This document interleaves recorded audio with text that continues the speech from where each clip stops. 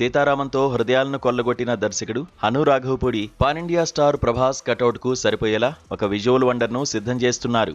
అదే ఫౌజీ.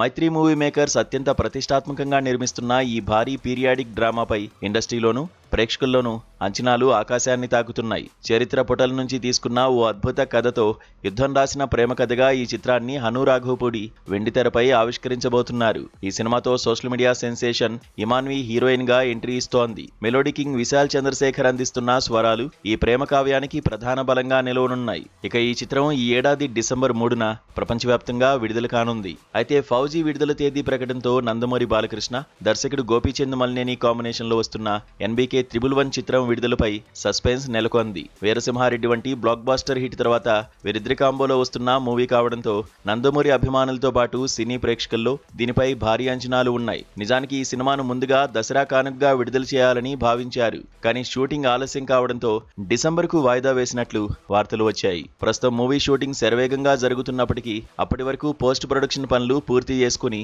పక్కాగా బరిలోకి దిగుతుందా లేదా అని సినీ వర్గాలు అనుమానిస్తున్నాయి.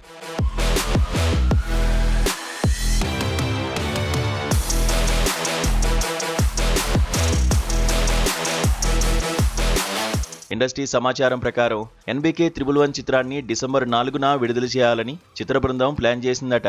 కానీ అంతకంటే ఒక్కరోజు ముందే ప్రభాస్ ఫౌజీ విడుదలవుతుండటంతో ఇప్పుడు బాలయ్య సినిమా డైలమాలో పడినట్లయింది. ఒకే సమయంలో ఫౌజీ వంటి పాన్ ఇండియా సినిమా వస్తే బాలయ్య చిత్రానికి ఆశించిన స్థాయిలో థియేటర్లు దొరకడం కష్టమవుతుందంటున్నారు సినీ విశ్లేషకులు.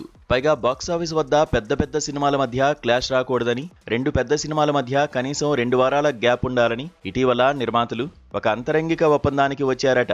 ఈ లెక్కన ఫౌజీ డిసెంబర్ 3న వస్తే బాలయ్య సినిమా కనీసం 2 వారాల పాటు వెనక్కి తగ్గాల్సి ఉంటుంది. అయితే ఇప్పటి వరకు NBK 111 చిత్రానికి సంబంధించి మేకర్స్ ఎలాంటి అధికారిక విడుదల తేదీని ప్రకటించకపోవడం గమనార్హం.